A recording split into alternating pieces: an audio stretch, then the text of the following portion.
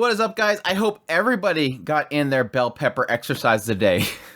That was so cute. Honestly, watching episode 9 of Oshinoko, I thought this episode was like a pretty laid-back episode. Let's introduce Memcho into the group. We have the idol stuff starting to kick up.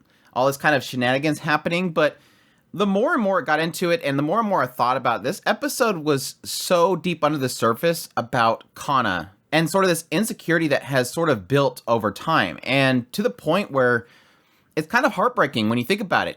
How cynical she is based on everything that has sort of happened to her entire life. Compared to everybody else in this group, compared to everybody else that we've sort of kind of seen throughout this series, Kana's the one that has been so deep-rooted in the industry for such a long time and honestly hasn't seen something come from it. It could have been a passing comment, but at some point her pointing out that she's done all this stuff and yet she's not giving any of these companies profits is a sign that she herself does not have a fan base. Despite the fact that she has been pushing hard, getting so many roles, she has no fan base. And even to the credit of the whole thing at the end with the karaoke, the fact that she has all these other songs that she's done, yet they didn't know about a single one of them, is a pretty heartbreaking sign of how hard she's worked, yet nothing she's obtained from it. And I think that is going to be a further story going forward, but I'm getting super ahead of myself. So let's jump into episode 9. Honestly. Yes, opening up with Memcho joining Bikomachi, and it seems, of course, she's not actually contracted or with a company, so she could become contracted with Ichigo Productions. Yes, we get the reveal that she is not, in fact, 18 years old. She is 25. But this is bringing up, as per usual with this writing, bringing up very unsettling facts within the humor of it. Yes, everybody's joking about the fact that you're way off. Like, most people lie about their age in the entertainment industry, but damn, 7 years is quite a bit. But yes, it's obviously hitting on the idea, especially in Japan, that when you hit 20, you're an old person. You're an old fart. We joke about it so much on the podcast and technically on the channel in general, but yeah, in anime terms, the moment you hit 20, you're an old fart. And if you're 30, you might as well be in the grave. There is such a heavy emphasis in Japanese culture on youth.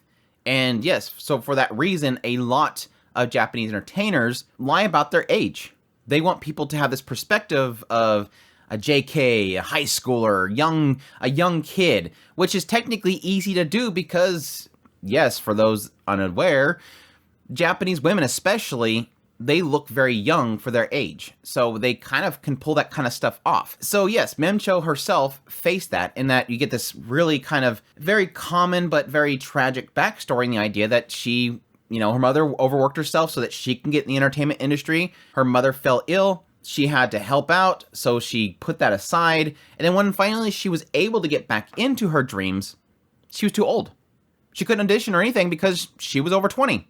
And they don't want anybody over 20 because you're an old fart. It's super sad. Which is, and again, it's kind of funny in the respect of Japanese culture and Japanese typical appearance is that, yeah, Memcho can be 25 and still look like she's 18 because they just have that young complexion about themselves, so it's easy to pull off. But yes, like I said, tragedy within actual truths of the industry itself. And again, of course, everybody's like, that's perfectly fine, come on in. I love how Kana shows up and she's at the door, and it has like that she shows up and she's gonna drop some truth bombs, like, yeah, it's okay, of course you could join us. And then she starts crying, like, I can totally feel you. It's like you just ruined that image of you being serious. But yes, we had a little quick jab here, which starts pretty much everything. We got a hint of it in the last episode, but yes, Kana is not doing well in her relationship with Aqua. She obviously loved Aqua, and now she has seen Aqua on a TV show kissing somebody else. She's heartbroken, so she's a little bit angry. Aqua not understanding why she's mad. He's obviously still trying to be their usual self. Like, he's like, yeah, he's cracking jokes with her and everything, and she gets angry. Don't get cozy with me. She's upset because he has a girlfriend, technically. And it transitions to the later parts of the episode where you have Aqua confronting Kana after they do their exercises and dance routines, and he's just trying to talk with her, and she immediately pushes him away. And I like how Aqua is pretty forward with her and his feelings. Like, I know you're kind of this off-putting, cynical person. Like, he knows that about Kana. This is her nature. She likes to bite. And despite that, even for me, eventually it's gonna hurt. Like, he's telling her straight up, be who you are. I understand that's who you are, but eventually I'm gonna walk away pretty much. Like, I can't keep taking you being mean to me. I like that. Again, for once, a character that acts like a normal human being and communicates. Now, granted, there's a lot of people that don't communicate, but for the majority of people, that if something like this is happening, you're going to say something like, look, what's the deal? There's only so much I can take. But again, it's that cynical side that I think is finally lashing out from her, directed towards him, even though she had that nature of liking him and being drawn to him. Because of this kind of setback, she's suddenly becoming full-on nasty to him. But the beginning of that scene was really important in the idea that, yes, it's sort of Kana re-acknowledging the idea that the reason why she's even here is because of Aqua. And it's nice to actually have them sort of hit on that concept of somebody blindly jumping into something for love and then at some point realizing, yeah, it was kind of a stupid mistake. Now, I think eventually Kana is going to love what she's doing. It's obvious that she likes to be a performer because she's made so many songs, but in the heat of the moment, it was for Aqua. And that blew up in her face because immediately after joining and committing to this whole situation, he's seen with somebody else now. And so it's taking a trope of how a girl would just jump into the arms of a man because doki dokis and going, let's make a story with this. Let's actually dive into the mentality of somebody who just kind of in the heat of the moment jumped into the situation and now they're regretting it. And again, technically, Kana also did join based on Ruby. But it was Aqua in the end that nudged her over that line. So it'll be interesting as it goes along if we'll get in that moment where she finally goes, I don't even know why I'm here. I just joined for Aqua. What am I even doing here? I don't want to do this. But yeah, we cut to a brief scene in the classroom where you have, my gosh, this girl never... Minami, she finally shows up again. Frill finally shows up again. We're finally showing these characters that literally has no importance to the story at the current moment. I'm sure later on they're much more important, but yes, Minami asking Ruby what she thinks about the whole kissing, and she's like, I have kind of mixed feelings on that whole situation. But it's nice that Ruby also sort of knows why Aqua is drawn to her. I don't think we really got the indication by Ruby watching the show. I think at some point she did when it first kind of happened. But yeah, Ruby herself also sees I in Akane. So she knows why Aqua would be sort of drawn to her. And yes, Frill shows up and she... I'm sorry, Frill continues to be creepy. I'm just not feeling Frill. I'm sure later on Frill will be interesting at some point, but for now she's too unnatural. Like, she's the most unnatural character of this series. It's just the very super stoic character that just kind of cracks jokes and just doesn't look like she even thinks it's a joke. Which is, I guess, is a charm in itself, but it slightly dabbles in the idea of why a lot of female, especially performers, entertainers, will kind of keep away from the idea of being comedic because it can often make men believe that they're competing with them. So they often keep this more stoic nature about themselves in public, whereas, yes, their normal self is, yes, they want to crack jokes, they want to have fun. Which is, yes, another statement on the idea of those personas that they take upon themselves in order to sell better versus what they actually are. But yes, that's when we get to the scene with the producer talking about I. And this sort of played out, sort of expected. It opens up with this idea of, would you even want to know more about her? Which I think at this point with Aqua, this is a reality for him. He knows this. I mean, we've seen it in the first episode. Literally, Aqua, as Goro, knew that idols were a lie. And I think he's at the point now where looking further and further in Ai's past isn't going to bother him because he sort of sees that there was another side of Ai. If anything, knowing more about her is more important to him than trying to keep up this facade that he already knows is broken because he lived with her. But obviously, the producer doesn't know that. He's trying to nudge Aqua to find out why he wants to know. I think the producer knows Aqua's related. I think even when they first met at that after party, he literally was like, yeah, you look like your Ai's son. He knows. I think he knows. He just wants Aqua to say it. And I think that's why he's so interested in Bikomichi now, is because he knows Ruby was probably her daughter. But after hitting on this concept of revealing that past, which might shatter that vision that a fan has, it gets into who I was. Which he mentions, yes, when she first showed up, she was a country bumpkin. She didn't socialize or anything. So he pretty much suggested that she join pretty much the same theater group that Akane's a part of, which is making me wonder. Watch Akane end up being the daughter of the father of Aqua. Just watch.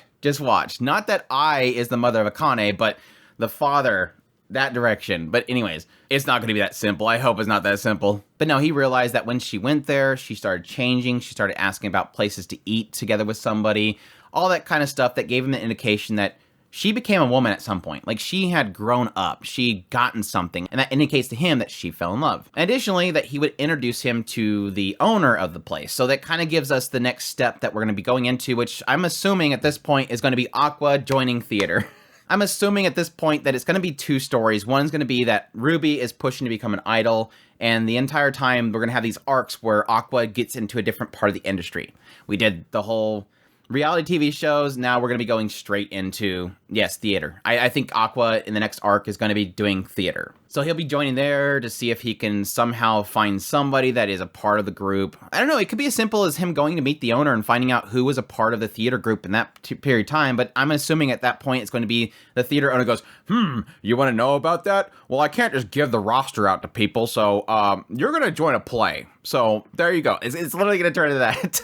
And then we'll get to see the nasty sides of theater, which, honestly, for me, I know very little. Like, this entire series, I've been going, yes, that sounds like what I've heard, that sounds what I've heard. Besides, like, Rakugo and Review, I haven't really looked too much into theater, and specifically Japan. But yeah, stepping back, after he tells him all this stuff, this producer mentions the idea that he's investing. And again, it hits heavy on the idea of names. Names are very important in the entertainment industry, especially in Japan. You put a name, I mean, it's a thing in the West as well. Like, you can have the most crappy movie ever, but you put, like, on the front cover, John Travolta or Nicolas Cage or something, and suddenly everybody goes to show up. That's why so many animated shows still have actual live actors voicing the roles, because they want to put a name on it. Even though a voice performer would probably do a lot better than a live actor. But that is a thing in Japan as well. You put a name on something and it sells. Just like right now, Hayao Miyazaki's new film, they don't even want to market it or put out trailers, mainly because they don't want to spoil things, but at the same time, because they just know they put his name on there and it's selling. They don't have to do anything. And that's the important thing here, is that he's investing in Aqua. Okay, I'm going to give this favor to you because later on, when you get popular, because Aqua's like, I'm not popular right now, why would you help me? Eventually, you could become popular, and I want to be able to come back and say, I helped you, help me. I want to put your name on this show so I can sell. And additionally, because he sees an investment opportunity here in Ichigo Productions, or specifically Bikomachi. And again, I think this is mainly hinting at the idea that he knows who Ruby is. He's stating that he sees potential in Memcho and Kana. He knows who Memcho is because he just worked with her, and that's why he's going to hand her the opportunity for the Japanese Idol Festival. But again, the one person he doesn't name, and he says that they have potential, and he's investing, the one person he doesn't name is Ruby. And again, he knows who Aqua is. He knows who Ruby is. He knows who I is. And that all kind of breaks down to the last scene, which honestly is comedic, and it was a lot of fun, but at the same time, underneath there is just showing this continued cynical but yet heartbreaking sign of Kana herself, as they're trying to decide about all this stuff, about their performance, who's going to be center specifically, and all that kind of stuff. Which, yes, the center is always the person that's sort of the poster child. That's who I was. The center is the face. The center is typically the talker. It has to be somebody with a good voice, good performer, and all that kind of stuff. That appeal, that grab. And yeah, most people can see in most typical animes, it's gotta be Ruby, right? Not necessarily. But the entire time they're deciding on this and they're making a bunch of jokes, they end up finding out about the bell pepper exercise, which I think was hilarious. Super cute. They'd eventually decide on doing a competition, and as we see, both of them are around 50, and yes, Kana was doing it too, and she was like 97. They discovered that she has like all these other songs, which again goes into my whole point that I was making at the very beginning. You're seeing this cynical side of Kana. This idea that she, I don't know, I'm of mixed minds at the current moment on what Kana is. The obvious thing here is that Kana has no self-confidence because she's been beat down so much, because she's worked so hard and yet has never seen success. But more so, like she puts it, she doesn't have fans, which is heartbreaking to her. I've done all this stuff. I've got by, I've pushed hard, but there's never a through line. With most entertainers, there's a through line, and that's the fandom. Just like with the producer talking to Aqua. Name means everything, and obviously putting Kana Arima on something isn't selling, which means despite her efforts, she's not popular. Despite everything she's done, she doesn't bring in views. And for the sake of a center, has to be somebody that has a face that is cute that will draw people in. And she doesn't feel she's that. Add to that the fact that Aqua just ran off with Akane in her eyes. She feels you guys are cute. Akane's cute. I'm not cute because I don't have fans. It's super heartbreaking. This girl hates herself. Literally, she hates herself. And so I feel like this is going to be Kana's story going forward. With each of these characters, they have a basic issue within themselves. Like, again, Akane and herself, how hardworking she is, but yet the fact that she makes one mistake and it blows up in her face. She has the ability to mimic things, but not be her own personality. Kana's going to be, I worked so hard and I got nothing. So obviously the issue is me. I'm not good enough. I'm not pretty enough. And it's super tragic. And everything around Aqua has only compounded that. Here's another sign that I'm just not cute. But no, it's super heartbreaking and tragic. At the same time, I want more. Like, I really want to get into Kana's character. I hope they don't sidestep her character and put that off to the side. I'm really wanting to kind of vocalize it, really get into it. And I think it's going to be whenever she does sort of fix her feelings with Aqua. I think that's going to be the point where she's going to basically open up to him in her insecurities. Or probably an idea they're going to push Aqua to try to get her to be center, and he's going to confront her, and she's going to explain that whole situation. Addressing that's going to be really interesting. But yeah, cannot wait. 2 more episodes. We're almost done with this series. Hopefully we get an announcement for the second season, like now would be nice, but it'll probably be after the series ends if it's going to be the case, but cannot wait. Hope you guys enjoy this video. As always, if you did, make sure that like button down below, comment, let me know what you thought of the episode. Additionally, if you're new to the channel, make sure that subscribe button to get my content. I do news, reviews, first impressions, top list. If it's anime, it's pretty much here. Additionally, if you want to support the channel more, I have a Patreon link, tips link, super thanks, and membership button down below. I greatly appreciate it. It supports the channel. You guys mean so much to me, and y'all take care.